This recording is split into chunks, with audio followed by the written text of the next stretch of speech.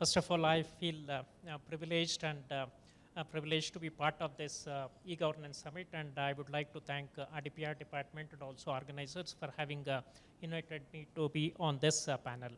In fact, madam, you have rightly said, NABARD is a forefront in technological innovation right from the day its formation. In fact, ours is a bank which was formed based on a Parliament Act. We came into existence in 1982. Basically, we started off with a refinancing institutions. We were refinancing the loans which the bankers were giving for the farmers. But over a period of time, last 40 years, we have grown from a mere refinancing agency to a behemoth institution. In fact, what we started off with 4,800 crore business, today we are at around almost reaching 8 lakh crores of business. And our touch points is across the country in almost all the fields. We do not only refinance to the banks, we finance the government for infrastructure development. In fact, that has been one of the major funding we have been doing. In fact, last year we have done close to around 4,57,000 crore of infrastructure funding to various state governments in the country. And we do a lot of other activities. In fact, some of the innovations which our bank has done, I would say about 5 innovations. And in those innovations, how we have brought the technology into the forefront so that it's not just the banks who get benefited, but also the farmers. The first and foremost is the KCC. In fact, the innovation of KCC was introduced to the country by NABARD way back in 1992. And what started as a small experiment in 1990, today you have almost every bank, not almost, it is mandatory on the part of banks to sanction crop loans by way of KCC to the farmers. And in fact, over a period of time, experiments were being done here and there for digitizing this exercise of sanction of loans through KCC. In fact, like my previous panelist indicated, Karnataka is having one of the best e-governance system, and we have information of all farmers in Fruits Portal. We have information of rural populace in Kutumba. Why not we leverage this information for sanctioning in a seamless fashion and in quickest possible time the loans to the farmers? Taking that clue, we have developed a eKCC portal, and in fact, we had a continuous parallels with the Department of E-Governance, and in fact, we have signed into MOU with the Government of Karnataka on 23rd January, and we are rolling out a eKCC portal, having a link with both Fruits Portal as well as Kutumba portal, which will enable the bankers to access entire information of farmers in a seamless fashion, and in a matter of maximum 5 minutes, they will be able to sanction the loan. That's the leveraging we have had with the database of Government of Karnataka. And I should be thanking Government of Karnataka for having facilitated this pilot. In fact, the pilot is at the final stage of approval at Ministry of Finance as well as Ministry of Agriculture. Anytime it will be launched, and in fact, we are requesting government to give us go ahead so that we can start the this portal maybe in the current cropping season, which is going to start from 1st of April. We'll be doing this in 2 districts of Uttar Kannada and Dakshin Kannada as far as cooperative banks are concerned. But in case of regional rural banks, we'll be doing in 21 districts of Karnataka. Based on the success of this model, we are going to replicate this all across the country. I'm sure maybe in the days to come, the farmers will be able to get the loan sanctioned under KCC without having to run around the pillars for asking for later a lot of documents to be submitted to the banks, because everything is captured in this the portal of the government. So that is one. The second innovation which we did was under the self-help group concept. In fact, what started off as a pilot project in 1992, today it's a huge institution by itself. In fact, it has been recognized as one of the largest microfinance program in the world. Today, we have close to around 118 lakh SHGs across the country, having close to around 47,000 crore as their savings. In fact, they were considered as people who cannot be banked. But today they have close to around 47,000 crores of savings with them. And these self-help groups, last year, about roughly around 34 lakh self-help groups have been linked with the banking system. And the total credit outstanding of these small women who are just saving 10 rupees or 20 rupees in a week, today is something around 1,51,000 crore. That's the reach this program had. And in fact, but we had seen one problem here. Most of the records of the SHGs were in manual fashion. Most of the information what bankers wanted was not able to be provided by the bankers. To bridge this divide between the manual records and the information what bankers were insisting in CBS, we brought out a project called Project eShakti.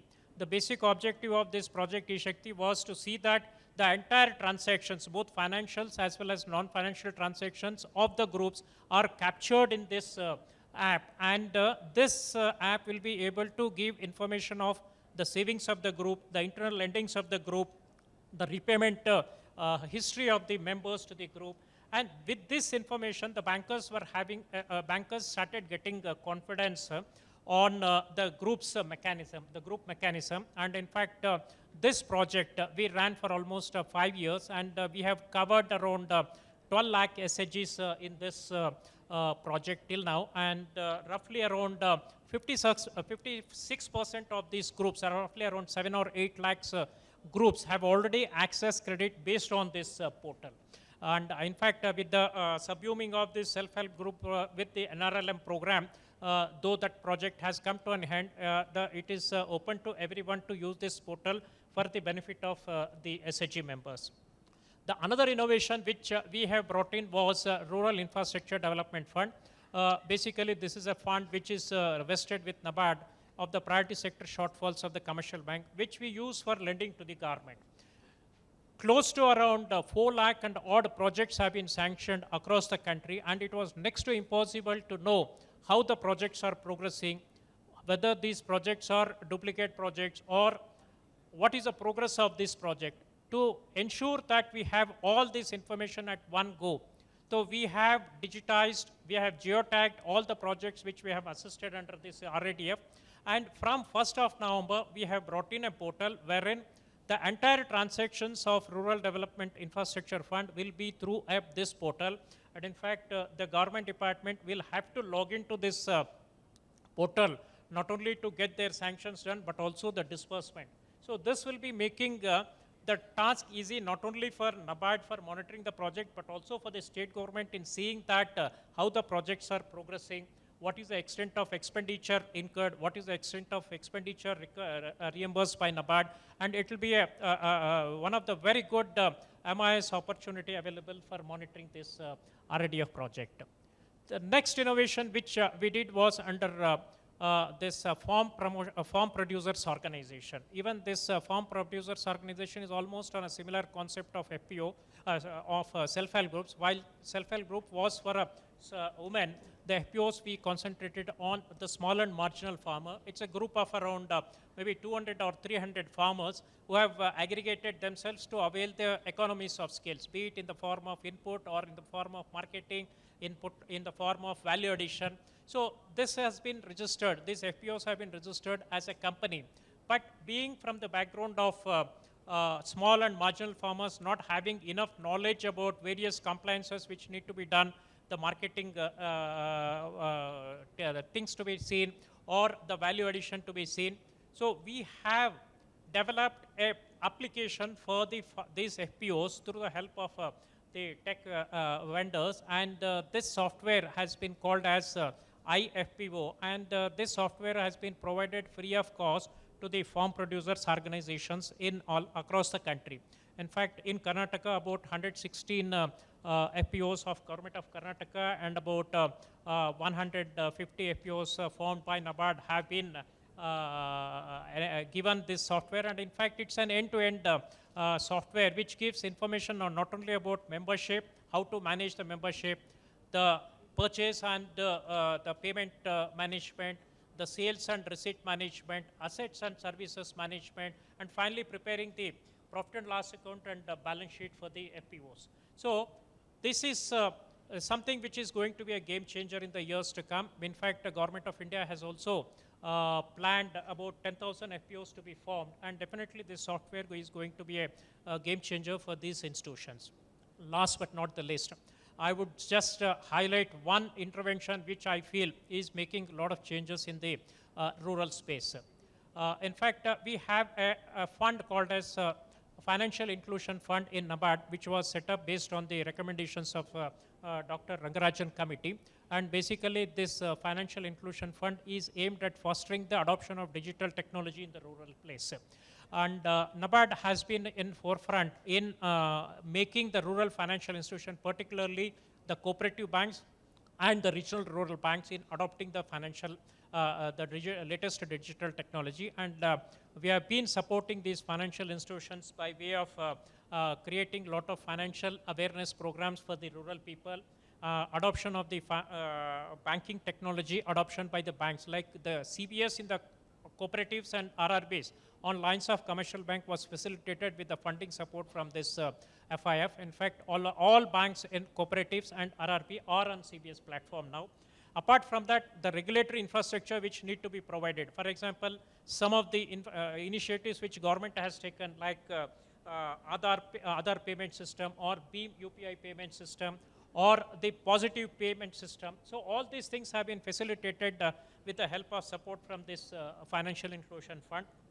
Of course, rural places having connectivity issues, rural places are having power issues. So taking that into account, we are also supporting these financial institutions by way of VSAT connection, by way of UPS supply, UPS power supply. So these are the various initiatives which we have taken for the rural financial institutions. Of course, this is also available for other banks like commercial banks and the payment banks also. But here I would like to highlight two things. The mobile ATM vans have really done a paradigm shift in the way in which the rural people are banking with the financial institutions. They had to walk a lot of distance for taking the withdrawals. But these mobile ATM vans have enabled the people to transact at their doorsteps. And going one step further, even mobile ATMs were not able to reach far-flung places. So we have come out with a model of Bank Sakhi, wherein a community leader, a person from SHG, a leader of the SHG, who is a little educated, will be trained as a Bank Sakhi. She will be having the confidence of the rural community, and she will be linked with the bank, and she will be given a micro ATM. The micro ATM is given with the support from this Financial Inclusion Fund, and close to lakhs of these micro ATMs have been given across the country. In Karnataka, we have given around 22,000 micro ATMs, and these women go around the villages dispensing cash to the rural people. So the doorstep banking, what the international banks or foreign banks were talking, is happening silently in the rural places today. And in fact, I was just seeing one of the video in which the UNICEF has uploaded this initiative, has brought out a long, what I can say, it has brought out a paradigm shift in the way in which rural people are doing the financial transaction. Okay, I think we have an endless list. I think I'll stop with this, madam.